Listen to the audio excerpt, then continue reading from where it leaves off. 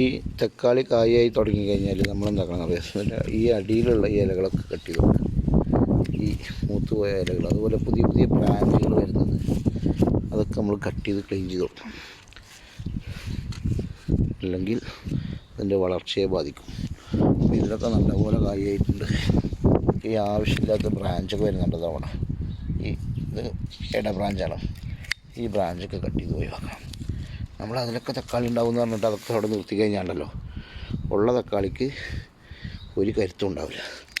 നമ്മൾ ഈ അടിയിലുള്ള ഇലകളൊക്കെ കട്ട് ചെയ്ത് അതിനെ ബാക്കിയുള്ള ബ്രാഞ്ച് നന്നായി വളരാൻ സഹായിച്ചു കൊടുക്കണം. കുറേ ആളുകൾ ഒന്നും കട്ട് ചെയ്യില്ല. നമ്മൾ ഇങ്ങനെ അടിയിലുള്ള ഇലകളൊക്കെ കട്ട് ചെയ്തെടുത്തിട്ടുണ്ട്. അതുപോലെ പുതിയ പുതിയ വരുന്ന ബ്രാഞ്ചുകളുണ്ടെങ്കിൽ അതൊക്കെ നമ്മൾ കട്ട് ചെയ്ത് കളയാം.